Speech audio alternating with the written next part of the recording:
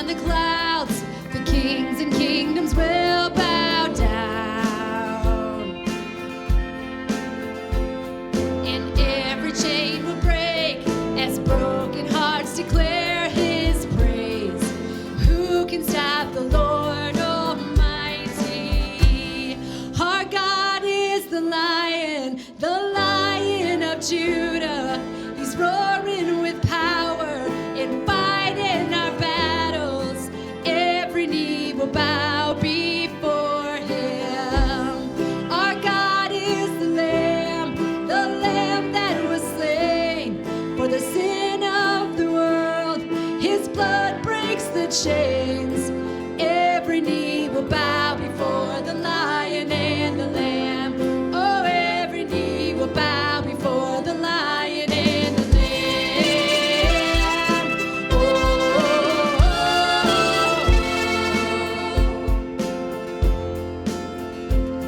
So open up the gates, make way before the King of Kings. Our God who comes to save is here to set the captives free. Who can stop the Lord Almighty? Our God is the Lion of Judah. He's roaring with power and fighting our battles. Every knee will bow before him. Our God is the Lamb that was slain for the sin of the world. His blood breaks the chains. Every knee will bow before the Lion and the Lamb. Oh, every knee will bow before the Lion and the Lamb.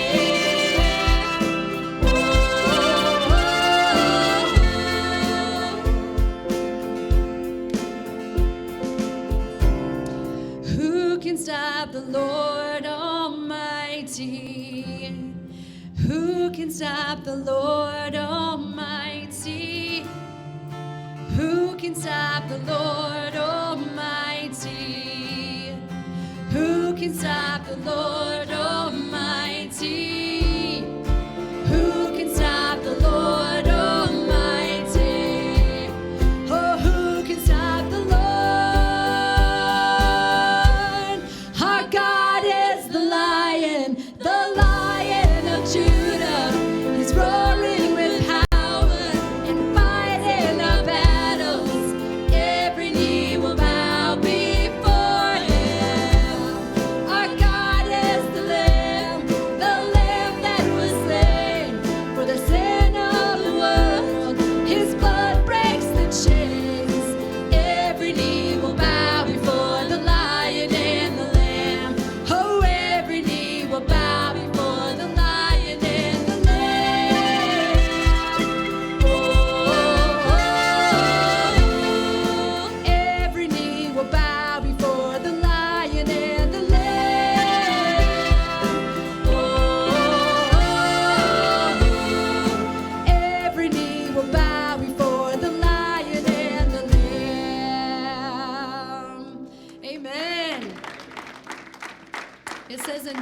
9:4, church, his wisdom is profound.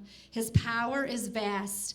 In verse 5, it says, he moves mountains without their knowing it. Verse 10 says, he performs wonders that cannot be fathomed, miracles that cannot be fathomed. God, I thank you right now. I thank you for your faithfulness. I thank you that you are fighting battles that maybe you not even know about, Lord. I thank you that you are faithful, and I thank you that you are constantly, Lord, constantly with us, and you never leave us nor forsake us. And we just worship you, and we offer you up all the praises of our heart this morning.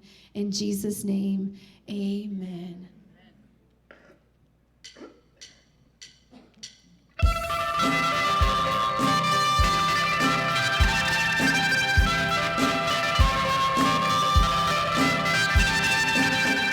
There were walls between us. By the cross you came and broke them down.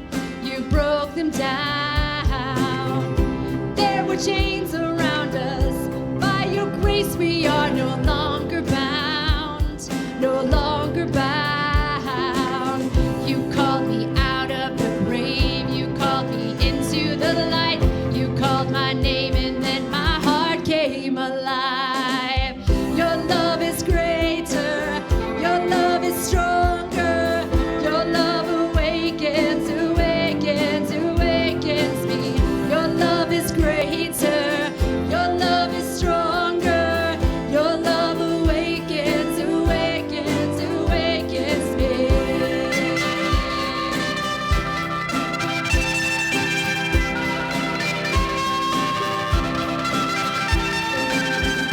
Feel the darkness shaking. All the dead are coming back to life. I'm back to life. Hear the song awaken. All creation singing, we're alive. 'Cause you're alive. You called me out of the grave. You called me into the light. You came my heart and then my heart came alive. Your love is greater. Your love is stronger. Your love awakens, awakens, awakens me. Your love is greater. Your love is stronger. Your love awakens, awakens, awakens me. And what a love we found. Death can't hold us down.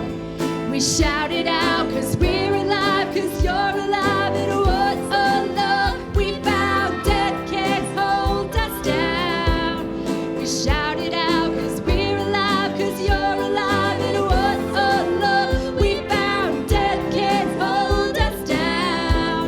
We shout it out 'cause we're alive, 'cause you're alive. Your love is greater. Your love is stronger. Your love awakens, awakens, awakens me. Your love is greater. Your love is stronger. Your love awakens, awakens, awakens me. Your love is greater. Your love is stronger. Your love awakens, awakens, awakens me. Your love is greater. Your love is stronger. Your love awakens, awakens, awakens me. Your love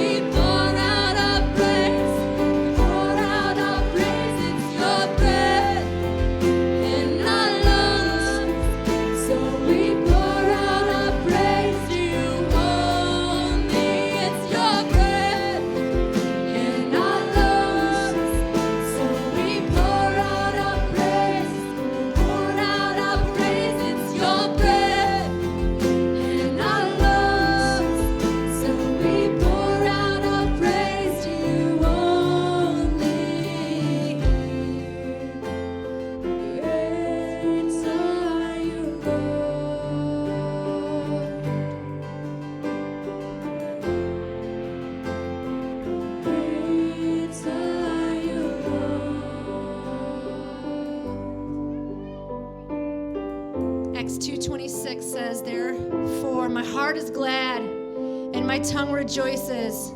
My body will rest in hope. God, I thank you that we can come in here this morning and we can rest in your hope. That you are our only hope, God. In a world that is swirling everywhere around us, Father God, you are always the same and you never change. Your love is unending. Your love is unfailing. And we thank you for your sweet presence here this morning, and thank you that we can sing with all of our breath and all of our lungs this morning. Great and mighty are you, Lord. God, we love you in this place. God, I plead over our hearts this morning. First of all, God, that you would guard them from anything, Lord, that may be just trying to attack in any way. God, that we would have clean hands and pure hearts to come before you and just to honor you and treasure you in this place. God, be with us this week. Bring these songs in our hearts as we worship you all week long. Bring the message in our hearts, God, as we go out and be the light of the world as you've asked us to do. Thank you, Lord. Thank you for the cross. Thank you for the veil that was torn and the relationship that we have with you. In the name of Jesus, we've come this morning to praise and to worship. Amen. You may be seated, church.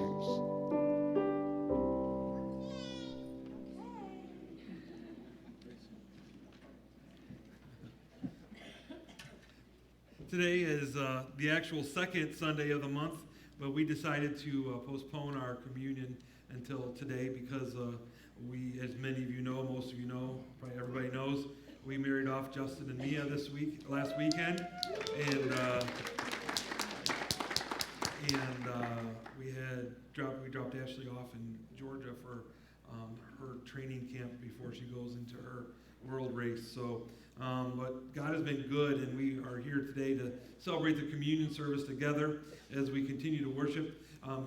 One of the things with Justin and Mia with their wedding, they decided instead of doing a candle or unity candle or unity sand, they decided to do communion in their wedding, and it was a great moment to see them take communion together after they just went through their vows. And today, as we come together, we are doing this together as a family. We come together at the family table, which is the communion table, and we remember what Jesus has done for us, the blessings he's poured out upon us, the good things that he has done for each and every one of us, and we remember the blood that was shed and the body that was broken for each and every one of us. It says in Scripture, it says, "For I received from the Lord what I also pass on to you. The Lord Jesus, on the night he was betrayed, he took the bread, and when he had given thanks, he broke it and said, 'This is my body, which is for you. Do this in remembrance of me.' In the same way, after supper, he took the cup, saying, 'This cup is the new covenant in my blood. Do this whenever you drink it in remembrance of me. For whenever you eat this bread and drink this cup, you proclaim the Lord's death until he comes.'" And as our goal, as we come together as a family, we come together with communion to remember what Jesus has done for us. And some of you might be going, "Well, I don't know what Jesus has done for us. And I don't know, my life right now, I'm struggling, I might be having problems." But what we do know is this, that Jesus died for each and every one of you. He died on the cross that you might have forgiveness of sin and eternal life, and a life abundant today. So as we go through communion today, we want to remember what Jesus has done. Maybe you're sitting here, and if you're wondering what God has done, just to let you know, baby Eden is here, as Amy said. And baby Eden's been through a lot. We've talked about her a lot in the past, and God has blessed the family and baby Eden. And we are excited that she's here as a little miracle of God's goodness and his love. So that's something to remember as we go through communion, and to honor our God and to remember what he's done for us. So what I'm going to do is have the gatekeepers come up, and we're going to share communion together. At New Life, we encourage you to take communion with us if you're a part of the body of Christ and have made Jesus your Lord. So it says he took the bread, he broke it, and he gave thanks. Let's pray. God, we just come before you. We're so thankful for the body that was broken for each and every one of us. We thank you, Jesus, for the sacrifice you made for us. And we just come before you today, and we thank you, we honor you, we remember you for what you've done. We give you praise, Jesus, and we thank you for your love for us. And we just ask that you would bless this time as we remember what you've done for each and every one of us. We do this in Christ's name. Amen.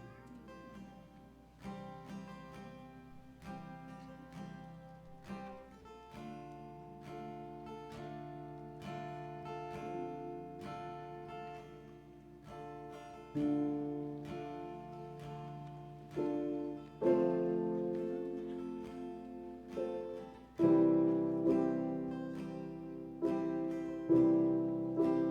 caught up in your presence.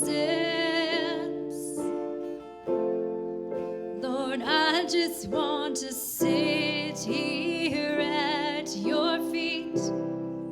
I'm caught up in this holy moment. I never want to leave. Oh, I'm not here for blessings. Jesus, you don't owe me anything more than anything that you can do. I just want you.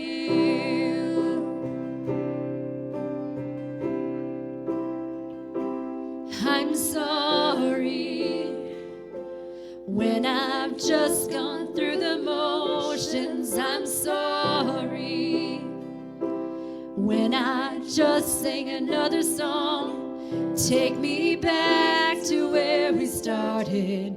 I open up my heart to you.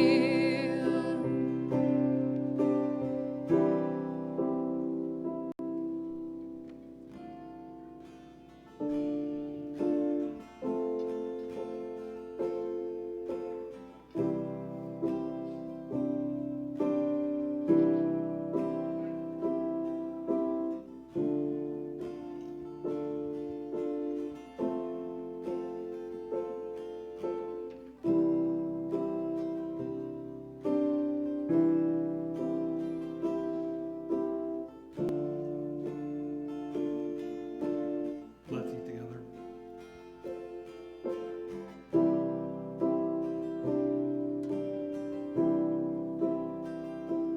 Says the same way you bless the cup. Let's pray. God, we come before you again. We thank you for the blood of Jesus and the forgiveness of sins. We thank you for the sacrifice that was made for each and every one of us, that we can be called sons and daughters of God. Jesus, we thank you. We give you praise. We honor you for who you are and for what you've done. We worship you and we remember you. It's in Jesus' name we pray.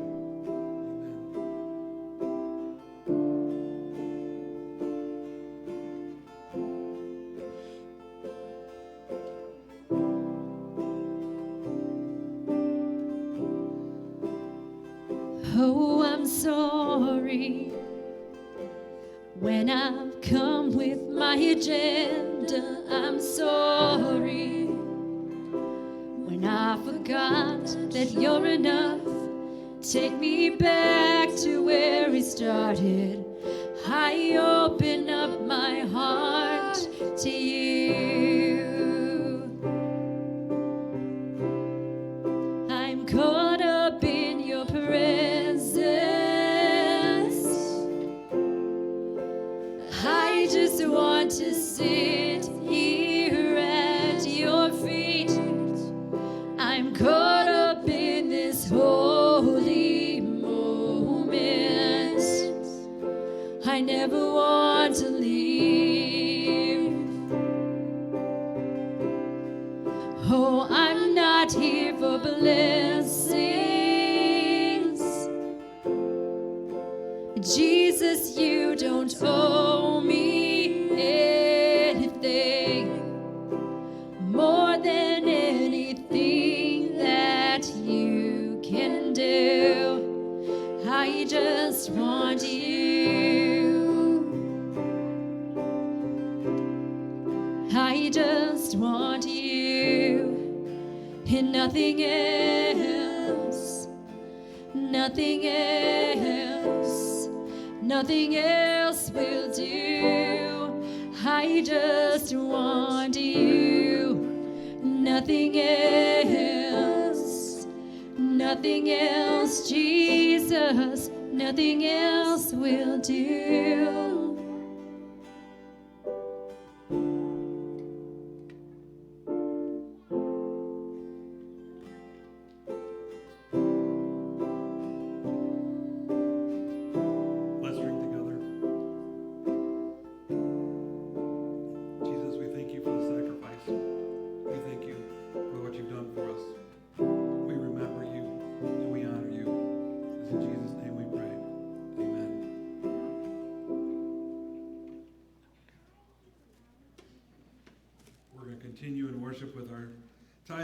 offerings as we continue, and we're just going to ask God's blessing upon this time. Let's pray. God, we just come before you again, and we're so thankful for your love for us. We're thankful that you are a God that does amazing things. And God, we bring to you our first fruits, and we bring to you our tithes and our offerings, thanking you for the love that you've shown us. God, we pray that as we do this, that this will be a time of worship where we see not only just New Life Bible Church blessed, but we see our communities blessed because of this time. We see people that receive your blessing beyond what they could ever imagine because of this time. We thank you for what you're doing at New Life and around the world. And God, we just ask you continue to bless us and give us wisdom as we lead. We love you and thank you in Jesus' name. Amen.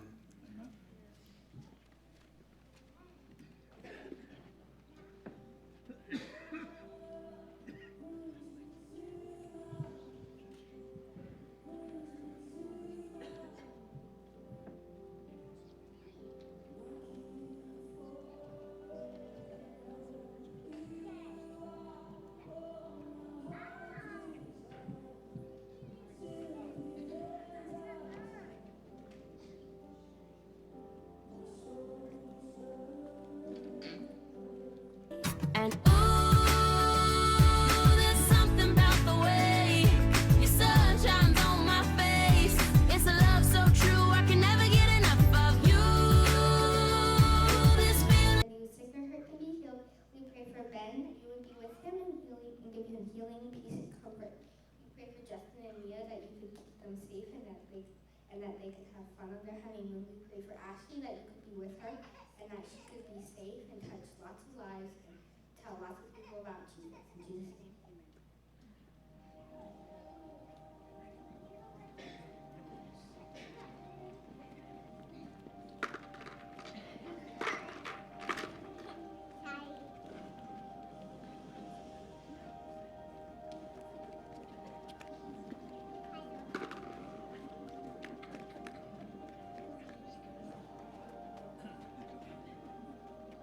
Let's go!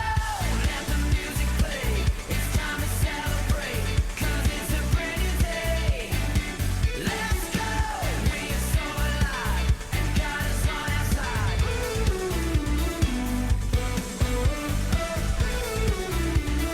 Yeah, let's go!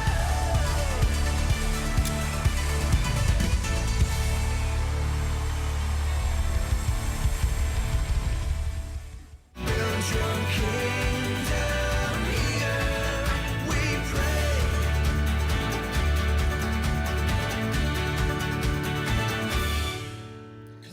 I miss a week and I screw up all the timing. But we are glad to be back. We just to give you a little heads up, there is nothing better than being back home. We went and had a great time. Just to give you a little heads up, we traveled 2,900 miles, and we stayed get this, we stayed in a container truck overnight. Shelly and I did at Airbnb, and we had a good time. Justin and Mia are married, and Ashley is on her way to start 11 months, or 11 countries in 11 months, and God has been good to us, and we are very thankful as a family for all that the church has done as a blessing to us and our family, and we are appreciative of every single one of you, and especially that you give us the opportunity to go away for those days, and everything was covered. I come back, appreciate all the hard work and the love you've shown our family. So we just wanted to talk about that and just thank everyone for what you've done. We are back. I am back, and today we're going to be looking at a sermon that we're going to entitle. It's called Shrink. A lot of us, when we think about shrink, we think about our shirts. You ever get a shirt that you love, and all of a sudden you put it in the wash, and all of a sudden it goes from fitting to not fitting because it shrunk? You ever had that happen? It doesn't happen very often now. I'm just fat. Shirts that I like just don't fit. But you have that shirt and you get in it and it shrinks and it doesn't fit the way you want it to. So we don't like when that happens. The definition of shrink is this. It says to become or make smaller in size or amount, contract or use of contract. To become smaller. And I hate when things shrink. And in business, how many of you have been in business and you hate the term shrinkage or shrink, because that means that something's not happening the way it should be. And that means that you're having, if shrink occurs, that means you have theft that's happening in your business. You may have employee error that might be happening, or you have a broken or damaged product and you lose that inventory, or other ways that shrink happens. I can look at Josh's face right now and he hates that word as a chief financial officer guy. And shrink is bad. So when we think about it today, we're going to talk about how shrink occurs in life, and we want to talk about how bad it is. If we look at it in a personal realm and we think about this, we hate to see our bank account shrink because of something that happens in our family or in our house. If you have a hot water heater go out, if you have a furnace go out, our bank account shrinks, and it's not a good thing. Today we're going to look at Hebrews 10, and we're going to see how God warns us about shrinking back from the promises of God. And we're going to also hopefully learn how to battle that shrinking back. So turn with me to Hebrews 10. We're going to look at a lot of verses today, because as we go into this scripture, we have to have some background and understand what we're looking at. So we're going to start at Hebrews 10. We're going to look at verses 19 through 39. We're going to look at 20 verses, so you can jump in there with us. Hebrews 10, 19 through 39. When you got it, say "got a PT." It'll also be up here over my head. It says this: "Therefore, brothers, since we have confidence to enter the most holy place by the blood of Jesus, by a new and living way opened for us through the curtain that is his body. And since we have a great priest over the house of God, let us draw near to God with a sincere heart and full assurance of faith, having our hearts sprinkled to cleanse us from a guilty conscience, and having our bodies washed with pure water. Let us hold unswervingly to the hope we profess, for he who promised is faithful. Let us consider how we may spur one another on towards love and good deeds. Let us not give up meeting together as some are in the habit of doing, but let us encourage one another, all the more if you see the day approaching. If we deliberately keep on sinning after we have received the knowledge of truth, no sacrifice for sins is left, but only a fearful expectation of judgment and of raging fire that will consume the enemies of God. Anyone who rejects the law of Moses died without mercy on the testimony of 2 or 3 witnesses. How much more severely do you think a man deserves to be punished who has trampled the Son of God underfoot, who has treated as an unholy thing the blood of the covenant that sanctified him, and who has insulted the Spirit of grace?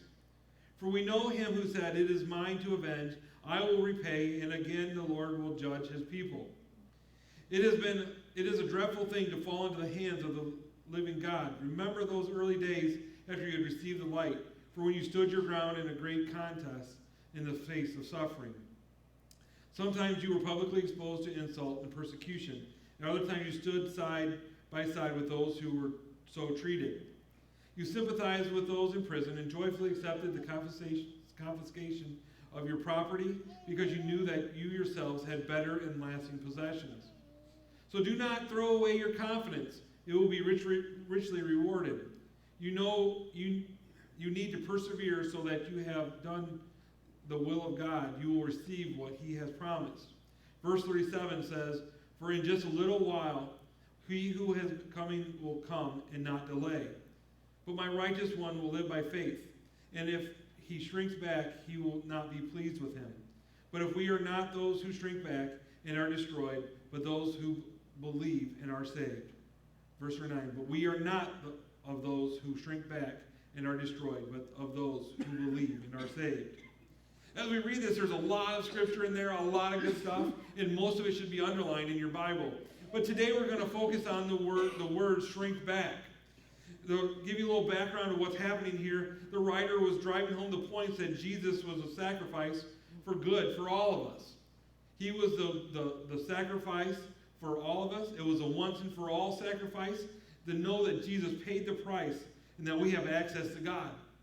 Those before Jesus didn't have that access to God. They had to bring in animals to be sacrificed. They had to go through a priest. They had all kinds of these things that they had to jump through. But now Jesus has come, and he was now the once and for all sacrifice for the people. Jesus paid the price for us to be forgiven. Jesus paid the price for us to have eternal life. There was no need for an animal sacrifice. Jesus paid it all in full. And that is something we need to rejoice in. God made a way for us to have communion with him, to be part of his family, and to be a child of God. And it's starting in verse 19 where we started off, the writer talks about us coming before God with confidence. A lot of us are afraid of God. A lot of us think that we don't pray good enough, we don't live good enough, we have problems in our life that take away the confidence that we should approach God with.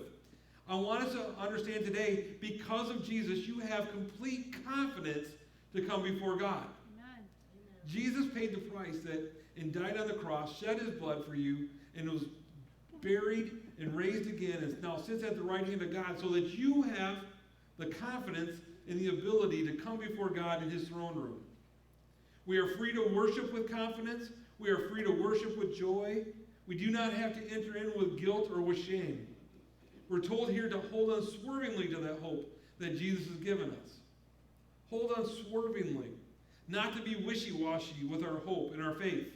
A lot of times we go through life, and what happens? We become wishy-washy in our faith.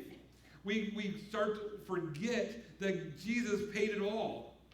That Jesus took all the guilt and all the shame away, and that we can come with confidence before God and say, God, here's what I need. Here's what I'm going through.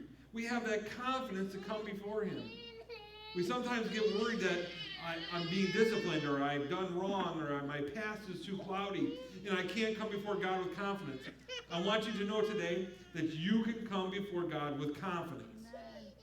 There's no guilt and there's no shame. Next thing he does in the scripture that we just read is he gives us a job to do within the church. He says in verse 24, he says, let us consider how we may spur one another on towards love and good deeds. He says, let us not give up meeting together as some are in the habit of doing, but let us encourage one another all the more as you see the day approaching. I believe God is telling us in our life and as we go through life through the scripture that we need to be a people who encourage. There is so much discouragement in our world today. People are looking for ways to discourage you, it seems like. The enemy is loving to put you in a place to make you feel like you're not worthy. The enemy is loving to make you feel like you need to be full of shame and guilt. The enemy loves for you to walk around with your head looking at the ground, wondering why you're still alive. That is how the enemy wants you to look at your life. But this says that we are to be a people who are encouraging those around us. Because the enemy is alive and well and has not given up doing his work. So the church cannot stop doing its work. The church has to be a people of encouragement. Amen. Well, I need encouragement. Well, if you need it, guess what the person next to you needs? If you need it, the person next to you needs it too. And that means the person next to them needs it, and the person next to them needs it. The purpose of the church is, one of the purposes of the church is to come together to encourage one another. So what I'm asking you to do is to read this and understand that we are here to encourage one another. When you see someone, high five, handshake, tell them you love them, tell them you're praying for them, and then pray for them. Be an encourager. Encourage, encourage, encourage. Love on one another and do right things. And to remember that we all need one another.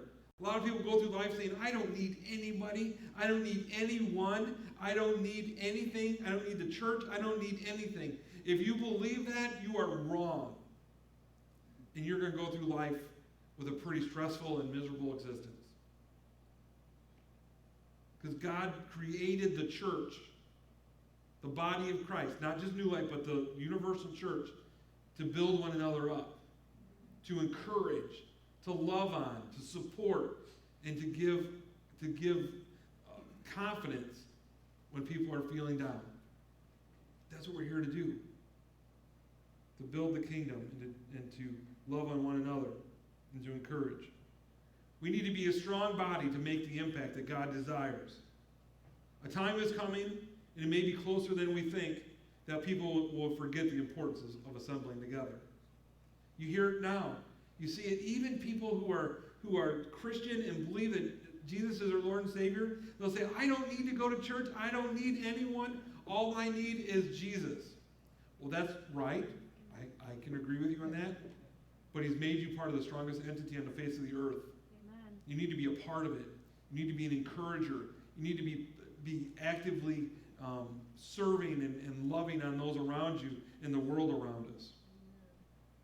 It's so important to be an encourager. Next, the writer goes on and talking about the persecution and insult and how there will be hard times. But he reminds us of second time in our confidence, that we need to be confident in our Savior. Too many people are very confident in who they are. You know what I mean by that? They're confident that, look at what I've done. Look at the wealth that I have accumulated. Look at all that my family has done. Look how perfect my kids are. Look how my house is. And we take on this confidence in ourselves. When God says, don't do that. Take confidence in the Savior. So I'm encouraging you today that if you do anything today after you get done here and you walk out of here, have confidence in your Savior. Have confidence that He loves you. Have confidence that He has a plan for you. Have confidence that He is coming back. Have confidence that He's giving you eternal life and forgiveness. Be reminded to be confident in our Savior. The verse 35 says, so do not throw away your confidence. It will be richly rewarded. You'll be richly rewarded if you trust in God and you have confidence in our Savior. Then he continues to go on in verse 37. And in verse 37 it says, for in just a little while he who is coming will come and will not delay. But my righteous one will live by faith, and if he shrinks back, I will not be pleased with him. But we are not of those who shrink back and are destroyed, but of those who believe and are saved. He's reminded us that Jesus is coming back. Church, I want you to understand that one of the mysteries that people are missing in the universal church today and that people aren't focusing on enough is this. Jesus, our Savior, is coming back. Amen. Everybody looks forward to eternity. Everybody looks forward to the different things in life. But I want you to understand that Jesus is coming back for His people. And we need to be a people who are ready. He is going to do what He has promised. And here the writer reminds us that that is important and we must live by that faith in Him. And we must be a people who live by faith. The problem is sometimes our faith gets shaken a little bit. Sometimes we get a little stressed out. Sometimes we have doubt. Sometimes we go through life wondering how we're going to get through it because we go and we say, I'm trying to live by faith, Pastor Tim, but our checkbook says that we're not doing very good. I'm trying to live by faith, Pastor Tim, but our relationship with my spouse isn't that great. I'm trying to live by faith, Pastor Tim, but my kids, they're horrible. I'm trying to live by faith, Pastor Tim, but look at the world around us. We're struggling. I'm trying. And that's good, but God is telling you to live by faith. And faith in the one who saved us. Faith in the one who gave up His life for us. Faith in the one who has given us the great promises of forgiveness, abundant life, and eternal life. And because of that, we're warned in the scripture, the writer warns us very clearly. He says, not to shrink back. The one who shrinks back will be destroyed. In our world today, do you want to know what's happening? And the enemy is so pleased about it. The enemy, Satan, is so pleased that there are people who are shrinking back in their faith. They're shrinking back in how much they trust God. They're shrinking back in their attendance at church. They're shrinking back on reading their Bible. They're shrinking back on trusting God and His Holy Spirit to lead them. And we wonder why things are hard in our world around us. It's because people are shrinking back. And we're warned of that here in Hebrews. It says, don't shrink back. Because if you shrink back, what's going to happen? You will be destroyed. No one here wants that. But the writer's making it very clear. If we shrink back, we will be destroyed. The one who perseveres will be blessed and be granted the promises of God, we are told. Today, like I said, we're living in a spiritually shrinking back society, de-emphasizing all the good things about Jesus. Unfortunately, we're seeing too much. The world and busyness, and boredom, and laziness, and deception has caused many to shrink away from churches and from Jesus. We are called not to shrink back, church. We're called to something greater. Jesus speaks about that. He speaks about it in Matthew 11:12. You don't have to turn it, just listen. It'll be up here over my head too. And there's about 3 different understandings or thought patterns on this verse, but just bear with me on it here. I'm going to talk about what I see in it. In Matthew 11:12, it says this, speaking specifically to the church to be ready for battle in the spiritual battles of life to advance the kingdom of God. We're called not to shrink back. We cannot let sin and corruption take over our lives and our families. We must be strong and courageous. And we must be people who advance the kingdom, not shrink back. We must be the strong people that make a difference for Jesus in our community and in our families. We must be strong and courageous. We must not allow ourselves to shrink back in our faith of God. We must not allow ourselves to shrink back in our love of others. We must not allow ourselves to shrink back in our serving of others. We must not allow ourselves to shrink back in our giving. We must not allow ourselves to shrink back in the trust of the Holy Spirit to lead and to guide and to direct us. Church, don't shrink back. Advance. Amen. Advance. Advance in your faith in God. Read, pray, and trust. Advance in your love for others. Have compassion and share God's love to those around you. Advance in your giving. Remember your tithe and be generous. Advance in trusting in the Holy Spirit to lead you. Advance. I'm a sports guy. You all know that. You know that there's never been a football team in the world, football coach in the world that says, what we want to do to get this victory is shrink back. Just let them run over the top of you. Shrink back. That's never been said once. If a coach ever says it, they should be fired on the spot. Amen. And the same thing goes with us in our Christianity. God is never calling us to shrink back.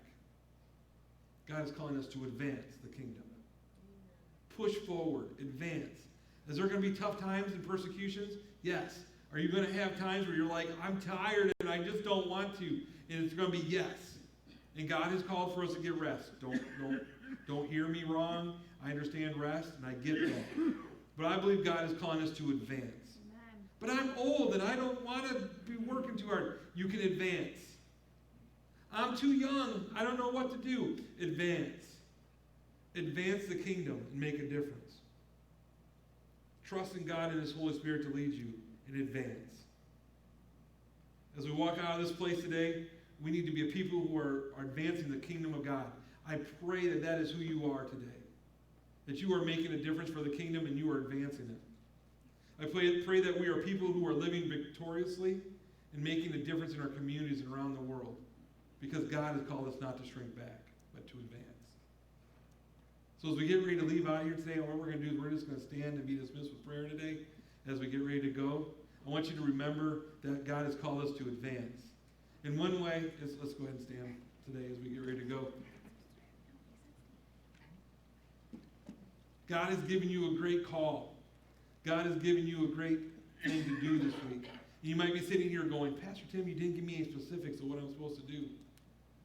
You want to know why?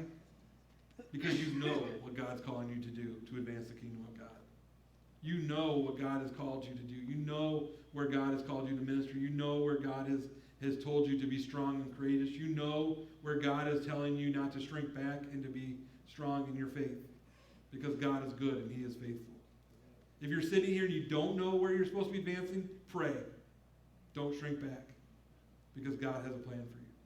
Let's pray. God, we are so thankful for how good you are to us. We thank you that you are a God that loves us. We're thankful that you are a God that has told us not to shrink back, but to advance the kingdom. And God, I pray that we would forcefully go forward and that we would make a difference in our world around us. As so many things are coming forcefully against the church, as so many things are forcefully coming against the Christians and persecution around the world, God, I pray that you would help us be a people who advance the knowledge of the kingdom of God and your goodness, God. God, I pray that you would help us spread the good news and spread joy and peace to the world around us. God, we love you. We ask you to bless us as we go our ways. We ask you to use us in a mighty way. God, I thank you for everyone here, and I pray your blessing and safety upon them as they go out into the world this week. We give you praise, we give you glory, and we pray these things in Jesus' mighty name. And all God's people said, Amen. Give God a hand clap. Just a reminder as you go out, Go Serve Sunday is today. If you want to come back, actually don't come back here. Go to the pantry in Pecatonica. We're going to be working there today after our second service. You can join us for that. So go out. Next week is Father's Day. Be here. All dads get a gift. Have a great week. God bless.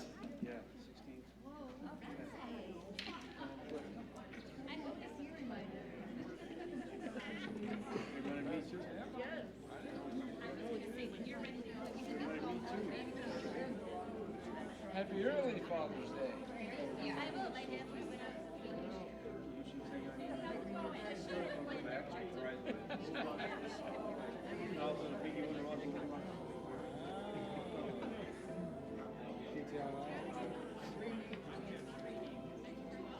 love you, Francis. Have a great week. Nice to see you guys. Take care of that little one. She is. See you.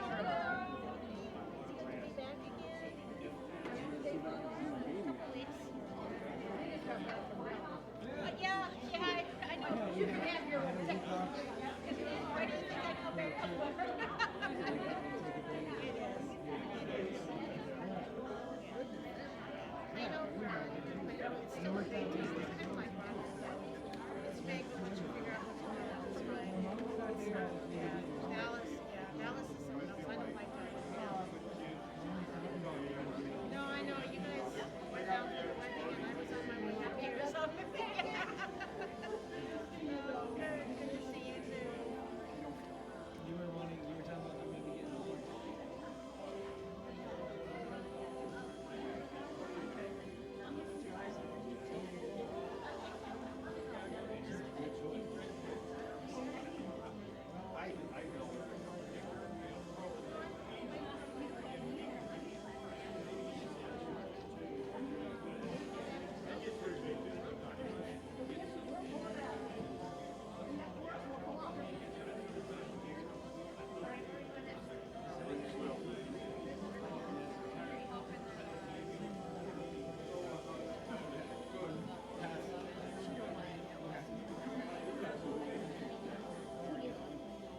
I always miss that turn. Trust me, I know about 3 miles out. And that's probably the best way to turn around.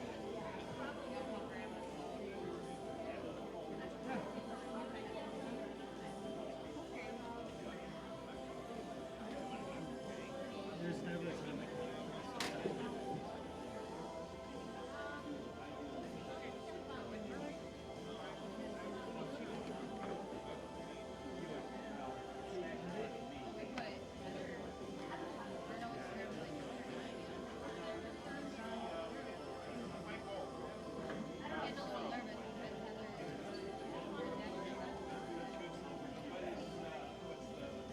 I mean, you just have to. Is this your house? I really should find it. Area one is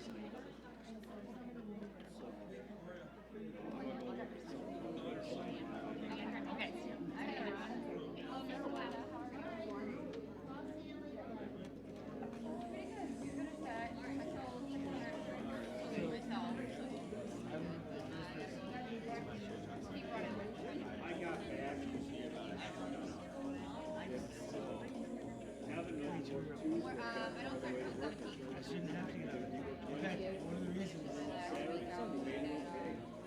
so I reformed every before I got to church and Springfield and stuff. So now because we have like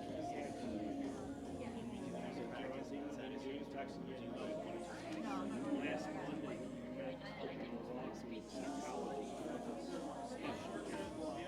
what do you do? Anxiety. I lost it fixed. Hi! Manage it is good. You need anything? He had one of the Hey.